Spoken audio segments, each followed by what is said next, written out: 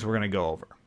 Now we're going to go ahead and set up our home page. It's also known as our index page, or even potentially even called your site's root, which basically means that it's where your domain is going to end up, and that's the home page. Hopefully you're already familiar with that concept, but let's go ahead and create our own. Now the reason we're seeing this is because we haven't really changed anything about Django. Once you change something about Django, this will be gone and it will show error pages instead, assuming there are errors. So let's go ahead into Sublime Text, and I'm going to go ahead and create my first view. So to create views, we are going to create a new file. This is going to be a Python file, and I'm going to put it into where settings.py is. And I'm going to call this views.py. Okay, so what Django is called, it's a model view template setup. So that's MVT. You may have heard of MVC, model view controller. Django's more of a model view template. No worries if you don't know what that means, but just get the idea that whenever we want to change what a page looks like, we start with a view. We don't start with HTML. We start with just a view. It's a function, it's a Python function or a Python class that can actually render out some stuff. So let's go ahead and see that. I'll do from Django.http import HTTP response. And then we'll define home page, and we're going to return an HTTP response. So at its core, this is what any given view function does. It is declared as a function, a Python function, and then it returns a response of some kind. Now, initially, I'm just going to go ahead and return a string, which is valid HTML, which is just h1, hello world, h1. Right, so this is not a valid HTML document per se, but the string itself is HTML string, right? So we've got an h1 tag, and we close it off with an h1 tag. Okay. So another default that comes in with this view is called a request, right? So when you go to any page, like any page on the internet, that's called a request. You're requesting that page to come to your computer, and therefore our view gets that request and then it returns a response, right? That's a very common thing. You request something and you get something in return. That's how the internet works. Now you probably know this on an intuitive level, but that's the technical level. You get a request, it returns a response. Cool. So now we've defined this view. What do I have to do? Now what I need to do is have a way to actually access this function. Like, how do I actually run this function on Django, like on my page? Well, to do that, we have to talk about the concept of URLs.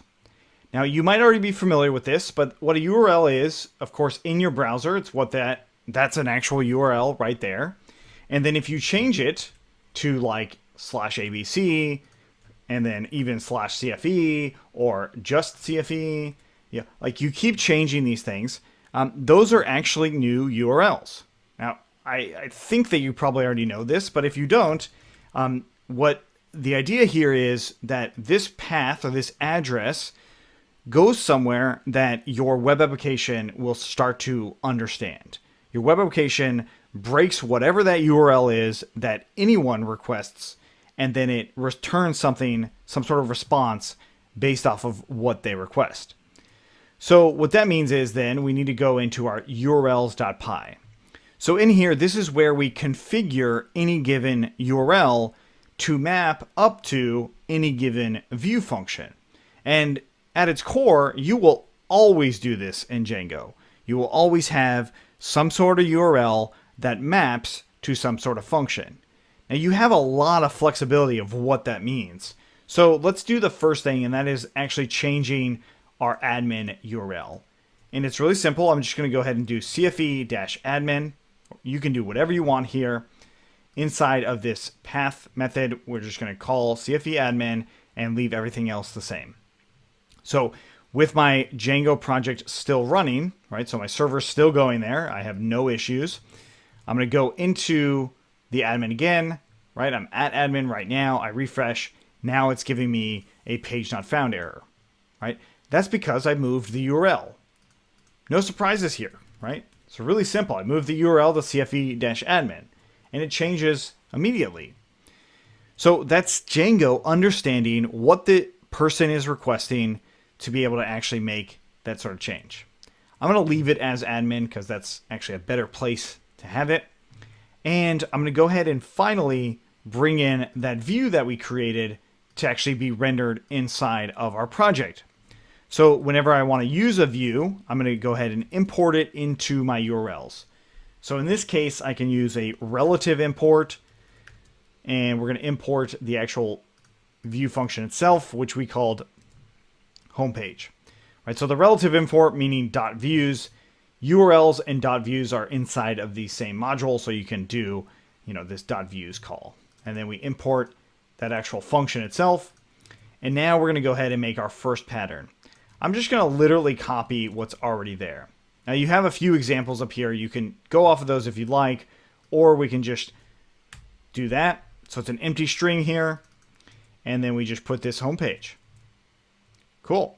So we've now actually created our first URL, and then we mapped it to that first view that we created. So now if we go to that URL or our homepage, you should see this. Awesome. If you don't see this, or if this is confusing at all, of course, let us know in the comments. Otherwise, let's keep going.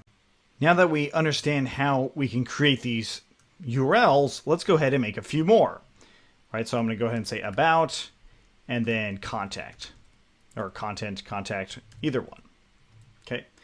So this path, this is the path to that URL, right?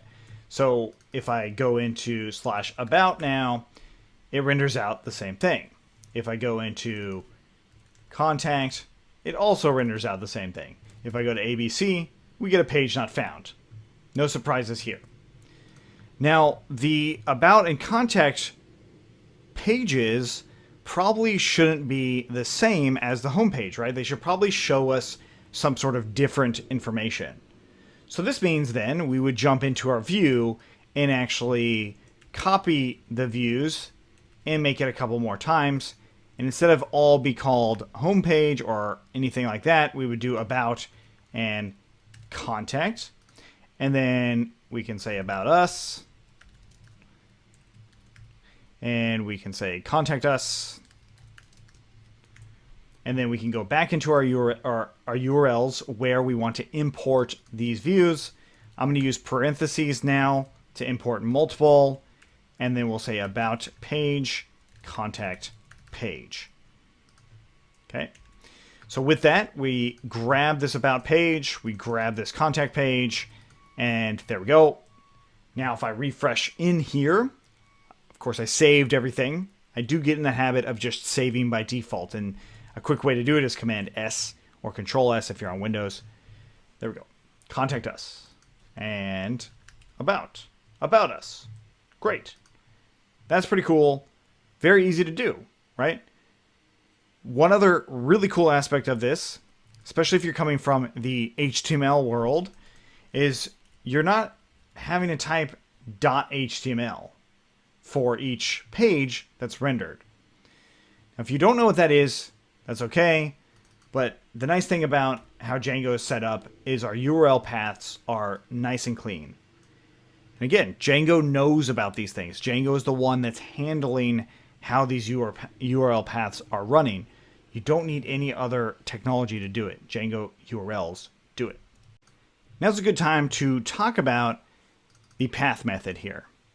Now this path method is part of Django 2.0 and above. It's just a string. There's not really any complicated things going on here. But what you could actually do is something called a RE path. Or if you're on an older version or you're used to an older version of Django, it was the URL itself. So RE path means regular expression. And it's going to look just like this, right? So it's not a whole lot different, but it is different, right? It actually works differently. So RE path is called a regular expression. Regular expressions are very commonly used in Python. And the reason that Django had regular expressions for a really long time is not for something as simple as this, but more for something like this. So let's go ahead and just do a very simple example of a regular expression, and I'll just say page is, pages. And if I put that question mark there, it's basically going to say, well, let's take a look. If I now go to that URL and type out pages, oh, let's make sure we save that. I get pages rendered. Of course, it's showing me about us. What if I get rid of that S? Right? So this actually works on two levels. It works with, it renders out to something like this. So I'll just show you about page.